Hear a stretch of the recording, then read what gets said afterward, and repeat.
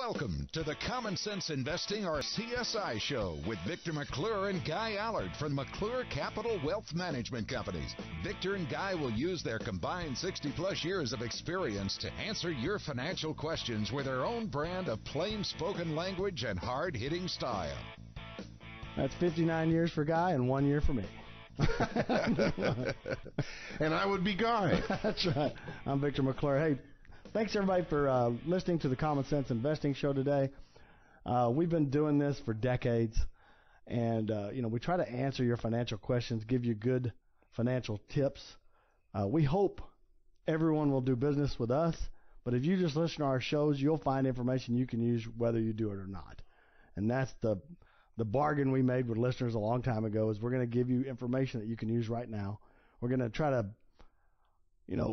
kind of pull the curtain back. What's behind the curtain? Give you tricks that advisors might play to get your money, or some of the ads they're running lately. Let's pull that back and see if it's worth anything. Let me give you an example. There's one that says now, there's a bunch of them actually, but they're saying we're going to beat the pants off your 401k. Now, 401k is not an investment. It just holds money, whether that's stocks, bonds, or whatever. Most of the time, it's mutual funds, 90-something%. And I'm guessing their investment isn't qualified for an IRA. That's usually what it is. And so somebody asked me, how do you, determine if you're listening to a financial advisor, somebody just trying to sell you something? Well, it's sometimes difficult because everybody in this business, they've been doing it a while. They're a professional. They make decent money. They know what they're doing. Selling you, they know what they're doing. But it's easy. It's the easiest thing I've ever seen to find if somebody's looking out for your interests or just trying to sell you something. Ask them what their opinion of if you should max out your 401k. That's a simple question. Should I max out the 401k? If they start hemming and hawing, like if they're just bad, they say, well, no, of course not. What kind of choices you got there? Oh, those are terrible mutual funds. Are you kidding me? This investment over here, forget that, put it over here. Or they'll kind of go in between. Well, what's your match, Guy? Say 3%? All right, well, give them 3 and the rest, don't put it in there for sure. Right? That's right. That's what I'm not going to say illegitimate advisor. I'm just saying advisor looking out for himself and not you. I don't care if it's real estate, it's life settlements, it's life insurance policies that will never say the word life insurance. That bankonyourself.com, all that's life insurance.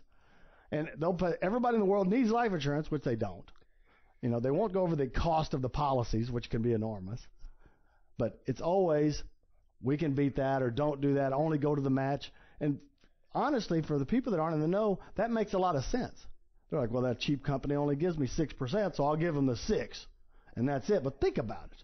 Just think about not bashing your employer or listening to one of these crooked advisors. Just, all right, you're right. You put in 6% and they match 6%. That's a guaranteed 100% return, right? What if you put in 12? Is 50% guaranteed return a bad thing? Are you going to get that somewhere else? Now, let me do something else beyond that. So let's say we're putting in 12, you're getting 6, you get a 50% guaranteed return. What if you're in a 30% tax bracket? I know there's not a 30 now, we're just rounding up. Right? Yeah, it's easy. 30% tax bracket. Well, there's an extra 30 you just made right there, right?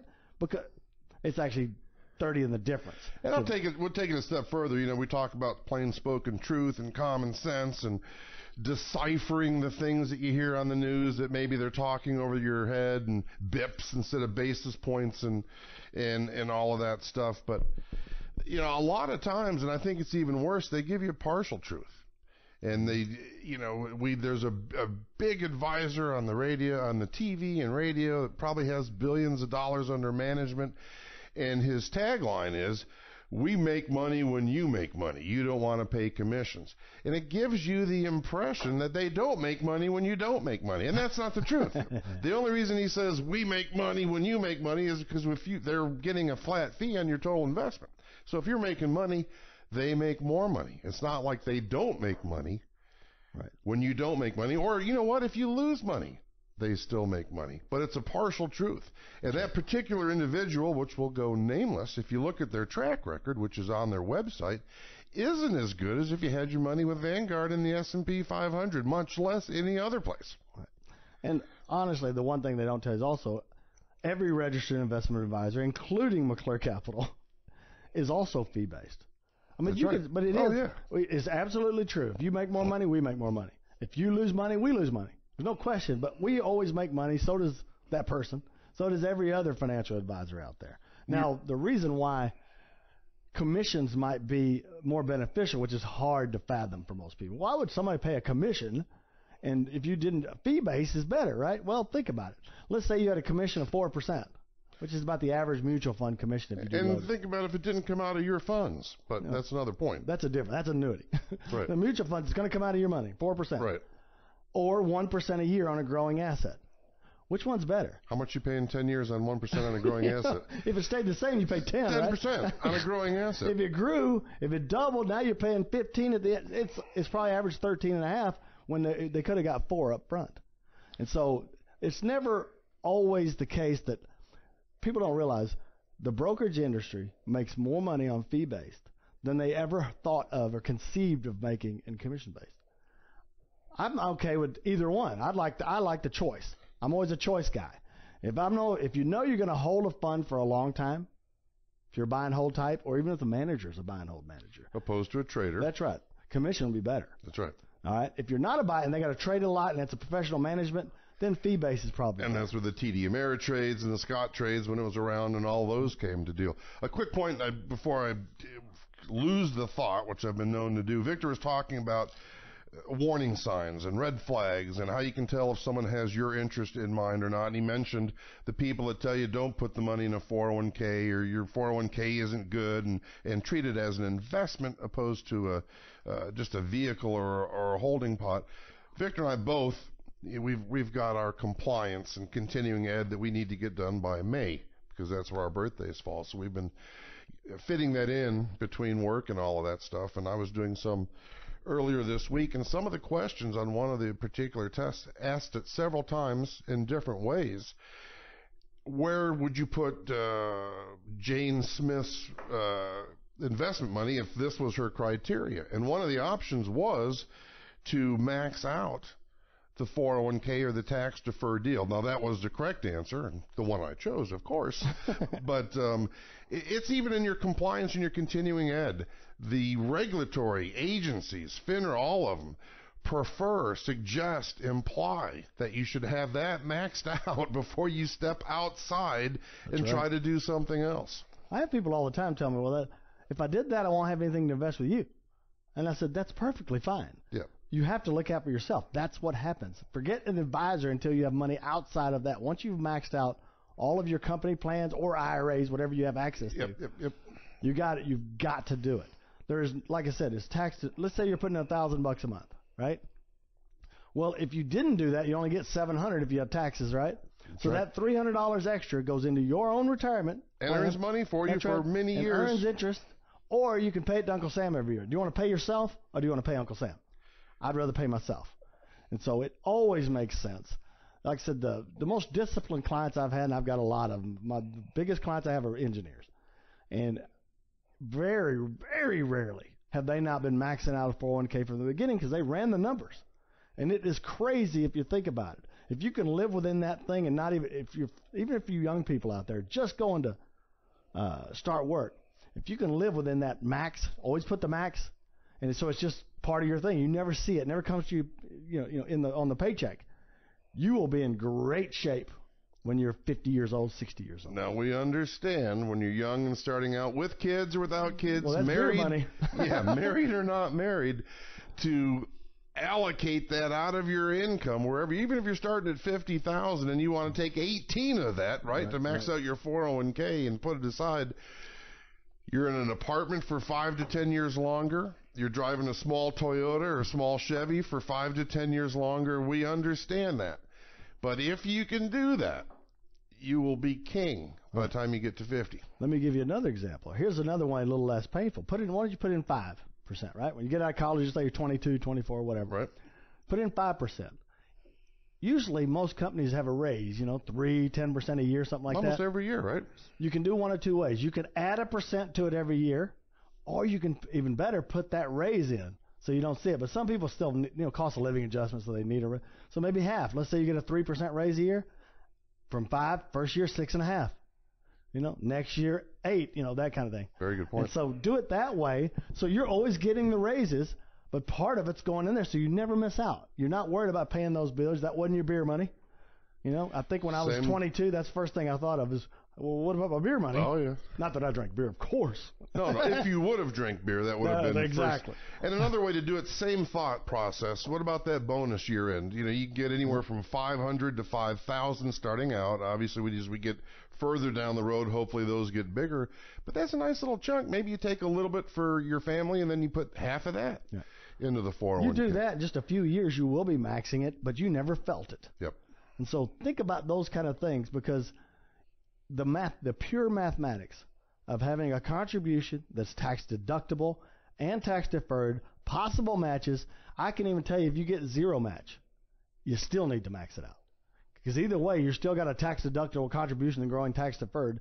It can be a huge number when you get older. And if you switch jobs or separate from service for whatever reason, maybe the company didn't match and that's why you're leaving. But whatever the case may be, that goes with you. It's portable. It'll become an IRA at some point. Or if your new company has a great 401 plan and you're comfortable with it, it's with a big company, you can move that into that company's 401k as well. Here's another common mistake I see. It's human nature to think, taxes stink, right? Remember your first time you had a paycheck, all of a sudden a lot of it was gone. You're like, well, what's your taxes? I'm like, oh, man. But is to convert a regular IRA to a Roth. I see it all the time. Because the Roth IRA is tax-free, right? You pay the tax up front, or you used to do it over a couple of years or whatever. 5. But now, and people say, no, that's what I got to do. But think about it, okay? It's exactly the same, isn't it? It's exactly the same if you're in the same tax bracket. At withdrawal. How many people in retirement are the same tax bracket when they're receiving a paycheck? What percentage do you think it is? 1%, 2%, maybe? That's a good group to be in, by the way. Oh, that's a great group to be in. Because you're in that group, if you're in the maximum tax bracket now, you've always been in the maximum tax bracket, and you will be in retirement. Think about all your income that's coming in, even in retirement.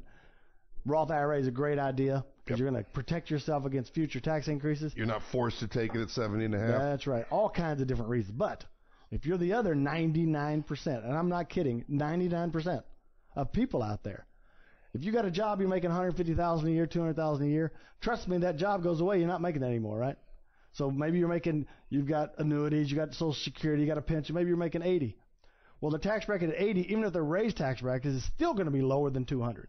And so it makes way more sense. You'll end up with much more money. You'll lose money if you convert to a Roth. You convert to a Roth, you are guaranteed to lose money. That's right. Because people forget they don't have I've got people that have several $1 million, and they go, I didn't realize I wouldn't be paying any taxes. I go, think about it. You got $50,000 coming in, right? You used to make a couple hundred, but you got $50,000 coming in. Well, standard deduction now is 24. Yep. So you got 26,000 left. You can write off up to $10,000. This is all current stuff, folks. Yep. $10,000 from your property tax. All right, you're down to $16,000. What are the taxes on six? That's without anything else. What are the taxes for a married couple earning $16,000? Nothing. Nothing. Yeah. So basically, you converted to a Roth and paid that huge tax bill up front when you were paying zero if you just left it in the regular. And for a lot of people, even if you're making $80,000, $90,000, $100,000 a year, you're going to cut it down so much with the standard deduction and taxes and all that let's say it's $40,000, $50,000 you got left after all those deductions. Well, $40,000, $50,000 married filing jointly might pay 5% taxes, folks, maybe 10. So, and you were definitely paying that more when you were making the $200,000. But it's little math things like that. Everything, now we've been doing this a long time. But when we got in this business, I'll be real honest with you, it was sales, sales, sales. It wasn't about math. Assets under management. That's right. I did it different because I came from the engineering world to here. It's always been math to me. And I remember my father was in this business. He goes, what are you learning all that crap for? He goes, that's no good. Just stay on the phone. He goes, now, why are you getting all those licenses? Well, you don't need that one or that one. We're only doing this one. I go, I believe future people are going to know more. And they're going to go by logic. And so he goes, people buy with emotion, son. Don't tell me that logic crap. They buy the sizzle, not the steak. That's right. That's right. You've heard all the analogies there. But it's true. That's the way it was. You shook a hand, you took him to dinner, blah, blah, blah, try to play golf. That's the way it was. You also had like a New York broker. Everybody had a broker in New York who would do stock. Wall Street. That's Everything's different now. It's come down to local. Your advisor is like an accountant. They're going to be local 90% of the time. It's all about math now. In my opinion, it's always been about math. You know, some of these high commission things you're paying so many fees you didn't realize it. You know, pulling out some of these variable annuities with 5% fees. How could you ever get ahead paying 5% fees? Even with mutual funds, we've done shows on mutual funds and the disadvantages. There's some good ones and advantages, and we'll save that for another day. But it's very difficult for the average person to really decipher, to figure out what the fees are, because they've got what's called a NAV, net asset value is what the acronym NAV stands for, and that's the price of the stock. Now, that's all inclusive of the movement up and the movement down of the stock, less the fees. It's all combined into that number. They don't pay any fees. Well, it's because of this and NAV. You don't see it. It doesn't say you're paying X amount. It's in the prospectus. It's 100 pages. Nobody reads it. That's right. What but you need to know that. That's the key. You're like, no, I made 16% last year. I go, really? You probably made 18. That's what you got left. Yeah, that's right. They're the best at hiding fees I've ever seen. Yeah. It's in the prospectus because I have to disclose it, but who's going to read that? Now, think about it. You walked into this brokerage office, bought 10 mutual funds. Are you going to read 10 100-page pamphlets? And there's that rice paper, real small letters that, you know, as you get older, you can't even read. Even though I said our birthday's here in about a month. I'm turning 35. Yeah, how old are you turning? 58. That's right. 35, 55. What's the difference? That's right. Same, right? I think 55 is the new 35. Is it the other way? Life begins at 60, I hear. All I know is I got another crick in my neck just trying to turn my light and my nightstand off. I was saying told my wife I got jumped in the alley. I took care of those boys. But no, it was really just reaching over to turn a light on. Got a crick in my neck, couldn't move my neck for 2 days. Isn't growing old great? It's fun. It beats the alternative, right? Oh, yeah. Remember I did that one seminar. I reached down to pet my dog. I couldn't get up for 4 hours. It's like 10 years ago. That was 10 years ago. You were on Vicodin or something KRLD. from the doctor. Oh, yeah. There's like 600 people in this seminar I'm giving, right? Yeah. And I had 4 Vicodin because I couldn't move. And I got there and I took it and I said, well, we're going to have fun today because Yeah, and not to digress, the seminar was Victor would have a pile of Money Magazine, Wall Street Journal, all the periodicals from the industry that would explain and tell you the top 10 best mutual funds and what you should do and why. And he'd start the seminar out. You did it for, 6 months or so. Then you'd change it up. But he'd have this stack of magazines, and he'd start by just throwing it on the floor, 10 feet from the podium in front of him. Throw all that stuff away. Well, he had just told him 2 minutes ago that he was on a fistful of Vicodin for a bad back. And then he's throwing magazines at him. They're like, oh. Anyway, you had to be there. They were laughing. I don't know if they learned anything that day, but they're having a good time. It was funny. Yeah, that was those old KRLD Managing Your Money seminars we used to do. Yeah. That was the one, all us radio guys, Rafe, me, everybody was in a line. The gal did the options was there. There's DeWitt, Snyder. Yeah, Snyder. All of us were there. Oh, yeah. Another unlicensed person, just saying. But anyway, back to 401ks. Did you want to talk about the 457B? Yeah, let's talk about the limits on them right now because they've raised them. That's what brought this up. It was $18,000 a year, all right, which was $1,500 a month. Now it's gone up. You do another $50, $18,500. And okay, you're going to go to the 50 or over. There you go. Now here's the deal: if you're going to turn 50 in the year, you can start that year with an extra $6,000. So let's say you're turning 50 on December 30th, you can still put that extra that year. So if you turn 50. If you were putting $24,000 away a year and you're over 50, obviously, now it could be $24,500. That's right. And like I said, max it out if you can. I understand if you can't afford it. Yeah, just absolutely. do as much as you can, but try that strategy we talked about earlier, was just put part of the raise in there so you still get a raise, but you still get more going in there. And if after a while you'll never notice it and you're maxing the thing out and doing the right thing. We were talking about this pre-show. We've got a Social Security analyzer, which you're more than welcome to call us, 972-715-2424, or go to ilovemyretirement.com. We'd be happy to do it for you. It may show you some shortcuts. Waiting to 70 isn't always the best. Now, a year or two ago, they tweaked the rules and took some of the benefits away, but we can show you. When you see what the differences are, it helps you. It's always good to see that. Where was I going to go? I had a point that I was leading up to, and it's gone. Your memory's the second thing to go. That's what you said last time. It'll come to me. Go ahead and start talking. I'll jump in. And by the way, our retirement planning software is the most comprehensive I've ever seen. We charge nothing for this, but there's a lot of value here. because you can take every single component and make it a variable. It's not a black box. Thank you. It came back. All right. What I was going to say, you keep hearing us talk about the 401k, and that's the best thing, and it's even in our compliance stuff. Make sure your clients max it out before you do anything else. That's really the second best thing. The best deal you have out there is Social Security, and that's what we were talking about pre-show out here. Some folks end up only putting $100,000 total their whole life in this thing, and they get $1,500 a month. That's $18,000 a year. Try to get $18,000 a year on $100,000 for life.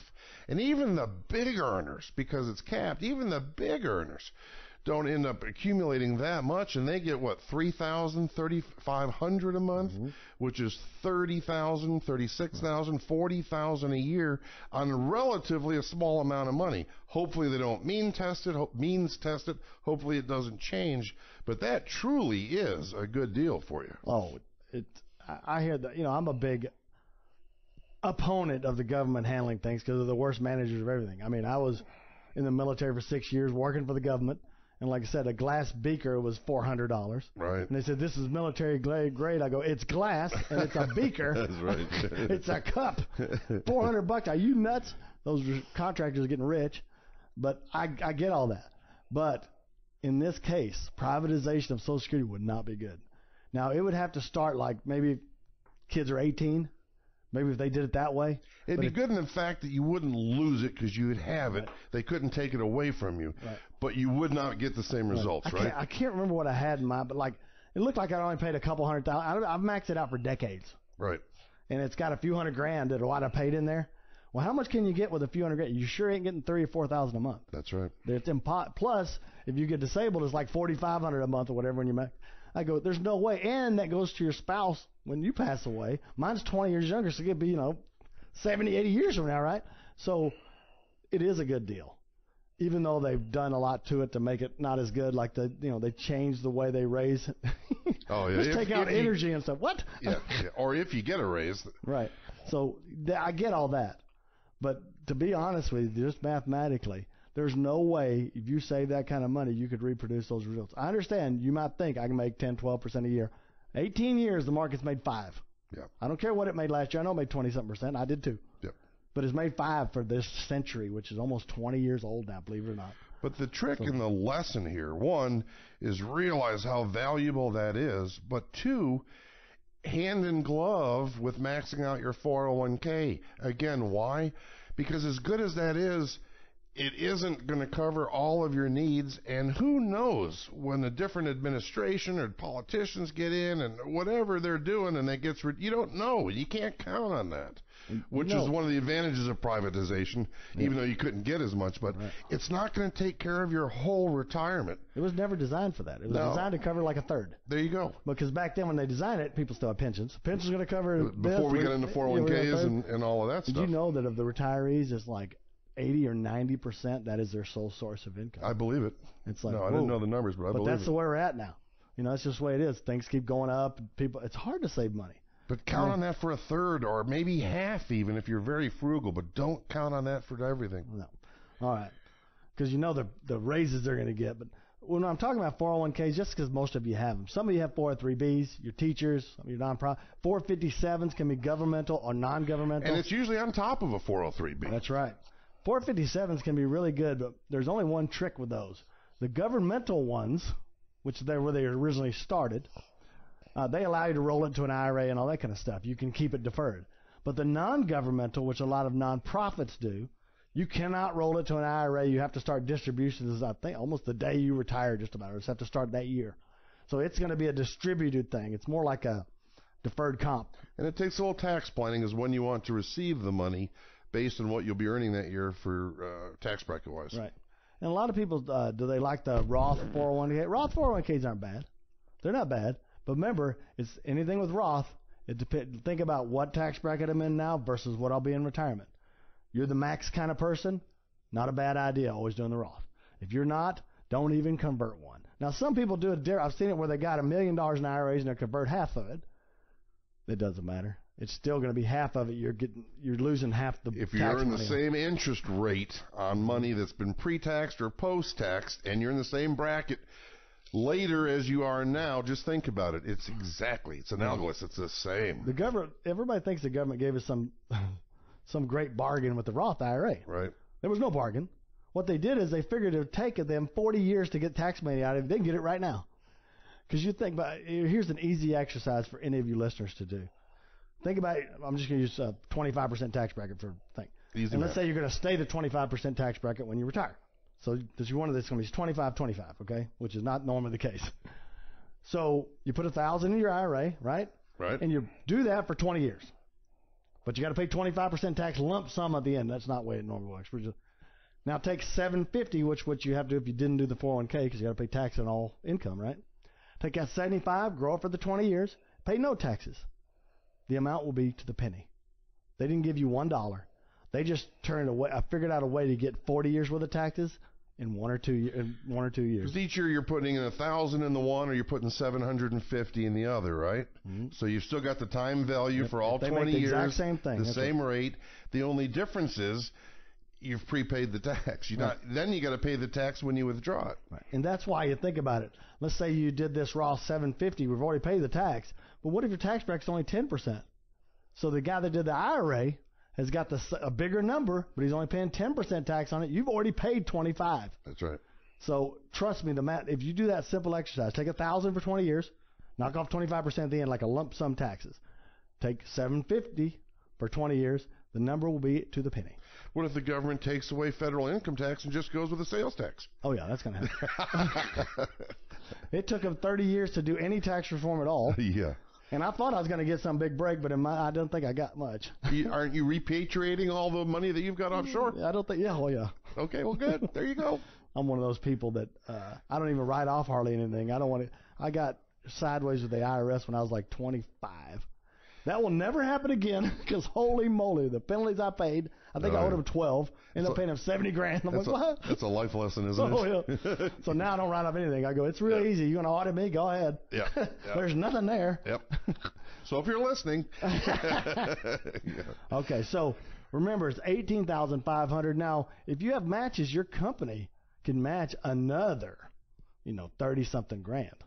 Because you can do $50-something thousand total between employer match and that. And that's what you're doing for us. Oh, absolutely. Thank you. Now, smaller companies, you don't want to do, it's hard to get a 401k sometimes. You might have top-heavy testing if you got 10 people.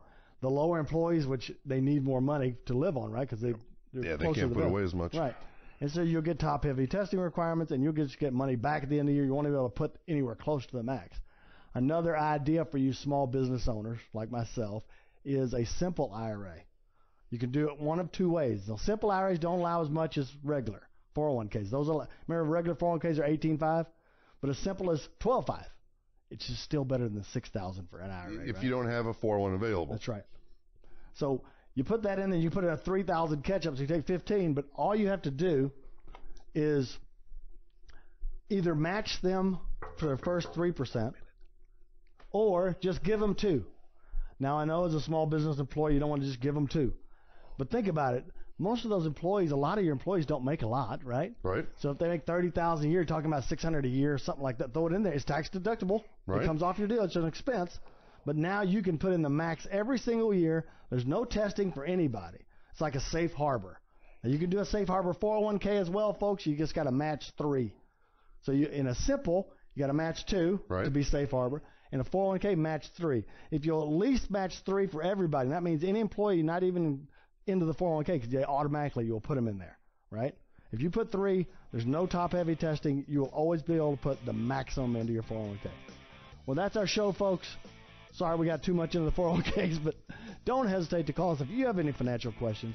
If you'd like to take advantage of our no-cost, no-obligation retirement plan and our Social Security Optimizer. Our number is 972-715-2424. Again, 972-715-2424. I'm Victor McClure. For Guy Allard, we always appreciate your time. The preceding show is paid for by McClure Capital and is for informational purposes only and not a solicitation or representation of any particular investment, product, or service. Any views and opinions do not constitute financial, legal, or tax advice. Consult with your appropriate professionals before making any investment or savings decisions. Always consider your risk tolerance, time horizon, and objectives in making any financial decisions. There is never any guarantee of future success or performance.